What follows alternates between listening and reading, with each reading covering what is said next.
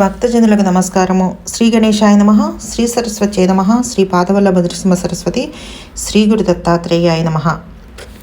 ఆంజనేయ చరిత్ర రెండవ భాగంలో ఇవాళ మూడవ కథ, ఉత్తర దక్షిణ భారత సమన్వయ ప్రణాళిక. శ్రీరాముడు హనుమంతుడి పరిస్థితి గమనించి చిరునవ్వుతో దగ్గరకు వచ్చి ఇలా అన్నాడు: హనుమ, బాధగా ఉందా? బాధపడకు, పని ఉండే పంపించా. నువ్వే శివస్వరూపుడివి. ఈ ప్రతిష్టలు, ఈ ఉత్సవాలు నీకెంత అయినా నిన్ను కాశీ పంపించడంలో నా సంకల్పం వేరు. ఇది భారత భూమికి దక్షిణార్థం. మనం ఉత్తర ప్రాంత వాసులం. మధ్యలో వింధ్య పర్వతం ఉంది. దాన్ని ఆనుకుని సువిశాలమైన దండకారణ్యం ఉంది. అది ఇప్పటిదాకా క్రూర రాక్షసులకు నివాస స్థానమైంది. అందువల్లే ఉత్తర దేశపు ప్రజలు దక్షిణ తీర్థయాత్రలకు రావడం లేదు, దక్షిణ దేశ ప్రజలు ఉత్తర తీర్థయాత్రలకు రావడం లేదు. ఇలా వేల వేల ఏళ్ళు గడిచిపోయి భారతదేశం ఉత్తర దక్షిణ భారతాలుగా చీలిపోయింది. ఇప్పుడు రాక్షసులంతా పోయారు. దండకారణ్యంలో ప్రయాణం ప్రమాదకరం కాదు. అయినా అలవాటు తప్పిపోవటం వల్ల అటువారు ఇటు రావటం లేదు, ఇటువారు అటు పోవటం లేదు. ఈ పద్ధతి మారాలి. ఉత్తర దక్షిణ భారతాలు మళ్ళీ ఏకం కావాలి. అందుకే ఇవాళతో నీతో ఒక యాత్రా పద్ధతి ప్రారంభమవుతోంది. ఉత్తర భారతంలో కానీ దక్షిణ భారతంలో కానీ ప్రతి మనిషి కాశీ రామేశ్వర యాత్ర చేసి తీరాలి. కాశీ గంగ తెచ్చి ఈ రామేశ్వరుడికి అభిషేకం చేయాలి.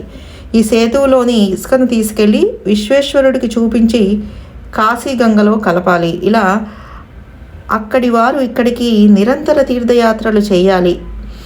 అక్కడ ఇక్కడ ఒక్కడే శివుడు ఉన్నాడు. దానికి నువ్వే సాక్షివి. అందువల్లే నీతో ఈ యాత్ర ప్రారంభమవుతోంది. నీకు కాశీలో కొంచెం ఆలస్యం కాకుండా ఉన్నట్లయితే అక్కడి శివుడే ఇక్కడికి వచ్చాడని, వాడే వీడని, వీడేవాడని నీకు తెలిసి ఉండేది కాదు. ఈ జ్ఞానమే అసలైన శివుడు. హనుమ, ఈ జ్ఞానం కలగటమే అసలైన ప్రతిష్ట. నీకు ఆ ప్రతిష్ట లభించింది.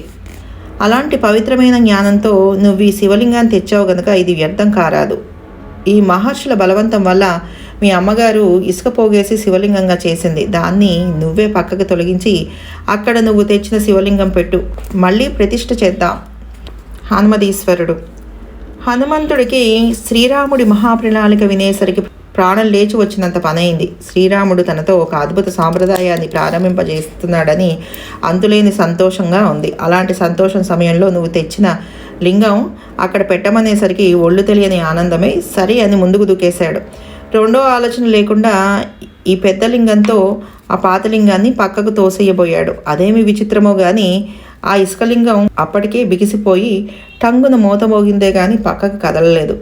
హనుమంతుడు ఆశ్చర్యంగా రాముడు వంక చూశాడు. ఆయన తేలికగా చూస్తూ కొంచెం గట్టి పడ్డదేమోలే అన్నాడు. శ్రీరాముడు ప్రోత్సాహంగా చూడటం, హనుమంతుడు పట్టుదలగా తన తోకను ఆ ఇసుకలింగానికి చుట్టి గట్టిగా గుంజటం క్షణాలలో జరిగిపోయాయి. అయినా ఆ లింగం కదలలేదు. హనుమంతుడిలో పట్టుదల ఎప్పుడు పెరిగిందో ఆయనకే తెలీదు. ఆయన తన రూపం పెంచేసి తోక బిగించేసి కాళ్ళు నేలకు మోటించి తన బలమంతా ఉపయోగించి గుంజుతున్నాడు. అలా గుంజి గుంజి నీరసంతో స్పృహ తప్పి పడిపోయేదాకా తను మొండు పట్టుదలగా వ్యవహరించానని హనుమంతుడికి అర్థం కాలేదు. తన అపస్మారంలో ఉండంగానే ఈ స్ఫురణ కలగడం, వెంటనే తెలివి కలగడం క్షణాల్లో జరిగిపోయాయి. హనుమంతుడికి తెలివి వచ్చేసరికి శ్రీరాముడు ఆదుర్దాగా ఆయన వెన్ను నిమురుతూ, హనుమ హనుమ లేలే, నీ లింగం ఆ పక్కన ప్రతిష్ఠ చేద్దాంలే అంటున్నాడు. హనుమంతుడు వెంటనే లేచి శ్రీరాముడి పాదాలపై పడి, ప్రభు, నాలో ఇలాంటి గర్వరేఖ ఉందని నాకే తెలియదు. నన్ను క్షమించు, నన్ను పవిత్రీకరించు అని కన్నీళ్లతో ప్రార్థించాడు. అప్పుడు శ్రీరాముడు ప్రసన్నుడై, హనుమ, నీలోకి గర్వం రమ్మన్నా రాదు. నీది గర్వం కాదు, ఇది ఒక రకమైన భక్త్యావేశం. ఇది కూడా ఇవాళతో తొలగిపోయింది. నీ భక్త్యావేశానికి గుర్తుగా ఈ రామలింగేశ్వర లింగం మీద నీ తోక గుర్తులు శాశ్వతంగా నిలబడి ఉండుగాక. నువ్వు తెచ్చిన కాశీలింగం హనుమదీశ్వర లింగంగా ఈ క్షేత్రంలో శాశ్వతంగా విరజిల్లుగాక అని అనుగ్రహించాడు. ఆ తర్వాత శ్రీరామాజ్ఞ మేరకు మహర్షులంతా చేరి ఆ సమీపంలోనే హనుమదీశ్వర ప్రతిష్ఠ చేయించారు. కానీ ఈ విషయంలో కొన్ని క్షేత్రాల స్థల పురాణాలు మరో రకంగా చెప్తున్నాయి. హనుమంతుడు సరాసరి కైలాసానికే వెళ్ళి శివుడి అనుమతితో 2 శివలింగాలు తెచ్చాడని, కానీ తను వచ్చేసరికి ప్రతిష్ట జరిగిపోవడంతో ఆయన నిరాశ చెంది ఆ 2 లింగాలను దూరంగా విసిరి పారేశాడని, అవి 2 కృష్ణానదికి ఇటు అటు పడి స్వయం ప్రతిష్టగా నిలబడిపోయాయని, అవే ఆంధ్రప్రదేశ్ కృష్ణా జిల్లాలోని ఐలూరు, గుంటూరు జిల్లాలోని చిలుమూరు క్షేత్రాలని ఒక కథ ఉంది. ఐలూరు, చిలుమూరు క్షేత్రాలు మహిమాన్విత శివక్షేత్రాలు అయిన మాట నిజం.